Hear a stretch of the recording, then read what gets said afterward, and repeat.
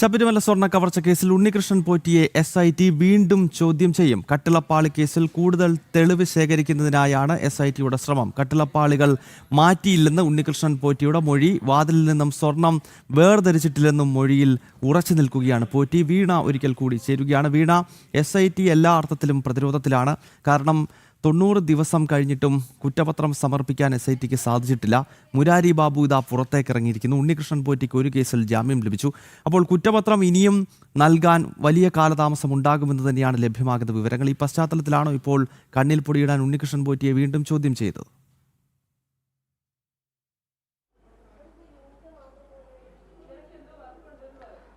ഗൗതം, കഴിഞ്ഞ ദിവസമാണ് ശബരിമല സ്വർണ്ണക്കവർച്ച കേസുമായി ബന്ധപ്പെട്ട കട്ടിളപ്പാളി കേസിൽ കൂടുതൽ വിവരങ്ങൾ അറിയുന്നതിനായും ഒപ്പം തന്നെ ആ മൊഴി ചോദ്യങ്ങൾ ആവർത്തിക്കുകയാണ് ചെയ്തത്. ഇതിനു മുമ്പ് ചോദിച്ച ചോദ്യങ്ങൾ SIT സംഘം വീണ്ടും ആവർത്തിക്കുകയാണ് ചെയ്തതെന്നാണ് നമുക്ക് മനസ്സിലാക്കാൻ സാധിക്കുന്നത്. കഴിഞ്ഞ ദിവസം VSSCയിലെ ശാസ്ത്രജ്ഞന്മാരെ ചോദ്യം ചെയ്ത ആ ഒരു ഘട്ടത്തിൽ തന്നെയാണ് ജയിലിൽ കഴിയുന്ന ഈ രണ്ടാമത്തെ കേസിൽ റിമാൻഡിൽ കഴിയുന്ന ഉണ്ണികൃഷ്ണൻ പോറ്റിയെ SIT സംഘത്തിലെ ഉദ്യോഗസ്ഥർ ചോദ്യം ചെയ്ത് പ്രധാനമായും ഇതിൽ 2 ചോദ്യങ്ങളാണ് ഉന്നയിച്ചത്. അതായത് ഈ കട്ടിളപ്പാളിയിലെ സ്വർണം മോഷ്ടിച്ചിരുന്നോ അല്ലെങ്കിൽ അത് ഇളക്കി മാറ്റിയിരുന്നോ എന്നുള്ളൊരു ചോദ്യവും പിന്നെ വാതിൽ നിന്ന് സ്വർണം മോഷ്ടിച്ചോ എന്നുള്ള ചോദ്യവും. ഈ 2 ചോദ്യങ്ങൾക്കും നേരത്തെ നൽകിയ മൊഴി ആവർത്തിക്കുകയാണ് ഉണ്ണികൃഷ്ണൻ പോറ്റി നൽകിയതെന്നാണ് നമുക്ക് ഉദ്യോഗസ്ഥരിൽ നിന്ന് ലഭിക്കുന്ന വിവരം.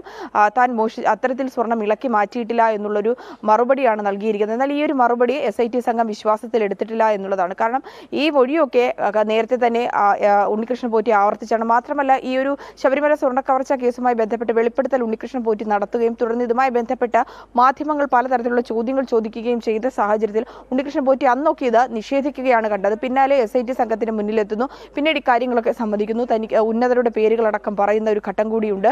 ഇപ്പോൾ ഈ ഒരു കേസിലാണ് ഉണ്ണികൃഷ്ണൻ പോറ്റി റിമാൻഡിൽ കഴിയുന്നത്. ജുഡീഷ്യൽ കസ്റ്റഡിയിലാണ്. 90 ദിവസമാണ്.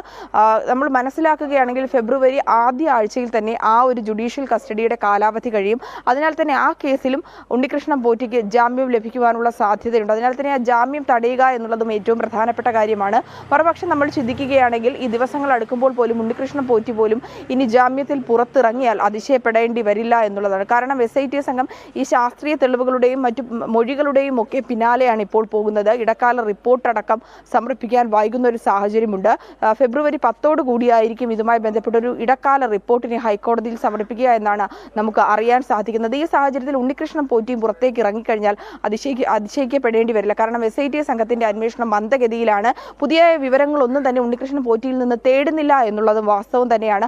ആ പഴയ ചോദ്യങ്ങൾ വീണ്ടും വീണ്ടും ആവർത്തിക്കുകയാണ് ചെയ്യുന്നത്. പഴയ വാതിലിലെ സ്വർണം മോഷ്ടിച്ചെടുത്തോ എന്നുള്ളൊരു ചോദ്യമുണ്ട്. പക്ഷേ ആ ഒരു ചോദ്യത്തിൽ മറ്റൊരു കാര്യം കൂടി നിലനിൽക്കുന്നുണ്ട്. ഈ സ്വർണം സ്ട്രോങ് റൂമിലാണ്, ശബരിമലയിലെ സ്ട്രോങ് റൂമിലാണ് സൂക്ഷിച്ചിരിക്കുന്നത്. ഈ വാതിലിലെ സ്വർണ്ണമല്ല, കട്ടിളപ്പാളിയിലെ സ്വർണ്ണമാണ് സ്വർണം പൂശുന്നതിനായി അങ്ങോട്ടേക്ക് കൊണ്ടുപോയത്. ഈ ശാസ്ത്രജ്ഞന്മാരിൽ നിന്നും, അതായത് VSSCയിലെ പരിശോധനയ്ക്ക് വിധേയമാക്കിയപ്പോൾ ആ പരിശോധനയ്ക്ക് ചുമതല വഹിച്ചിരുന്ന ശാസ്ത്രജ്ഞന്മാരിൽ നിന്ന് മൊഴിയൊക്കെ എടുത്തിട്ടുണ്ട്. അവരുടെ ആ മൊഴികളിലെ വിശദാംശങ്ങൾ കൂടി ഡീകോഡ് ചെയ്ത് എടുക്കേണ്ടതുണ്ട്. ആ മൊഴികളിലടക്കം പറയുന്നത് ഇതുമായി ബന്ധപ്പെട്ട പരിശോധനകൾ നടക്കുമ്പോൾ ഈ ശബരിമലയിൽ നിന്ന് ഇളക്കിക്കൊണ്ടു പോകുമ്പോൾ ഉണ്ടായിരുന്ന സ്വർണത്തിന്റെ അതേ തോത് തന്നെ തിരികെ കൊണ്ടുവന്നപ്പോൾ ഉണ്ടോ എന്നുള്ള കാര്യം അന്വേഷിച്ച് കണ്ടെത്തേണ്ടതുണ്ട്. മാത്രമല്ല, ഈ കട്ടിളപ്പാളികളടക്കം പല പ്രമുഖരായ വ്യവസായികളുടെ വീടുകളിലേക്ക് കൊണ്ടുപോയി പൂജ ചെയ്തൊരു സാഹചര്യം കൂടിയുണ്ട്. അതിലൊക്കെ ഇനിയും വ്യക്തത വരേണ്ടതുണ്ട്. കാരണം ഈ കേസ് അന്വേഷണം ആരംഭിച്ച് 4 മാസം പിന്നിട്ടിട്ട് പോലും ഈ കുറച്ച് പ്രതികളിൽ മാത്രം, ഈ ദേവസ്വം ബോർഡിലെ മുൻ ജീവനക്കാരിലും ഒപ്പം തന്നെ ഈ സ്പോൺസറിലും മാത്രം കേന്ദ്രീകരിച്ചുകൊണ്ട് അന്വേഷണം മന്ദഗതിയിലാണ് പോകുന്നത്. ഉണ്ണികൃഷ്ണൻ പോറ്റിയടക്കം ജുഡീഷ്യൽ കാലാവധി കഴിയുന്ന സാഹചര്യത്തിൽ ഈ റിപ്പോർട്ട് സമർപ്പിക്കാൻ വൈകുന്നതടക്കം പ്രതികൾക്ക് രക്ഷപ്പെടാനുള്ള വഴി കൂടിയാണ് SIT സംഘം തുറന്നു നൽകുന്നത്. ഗൗതം.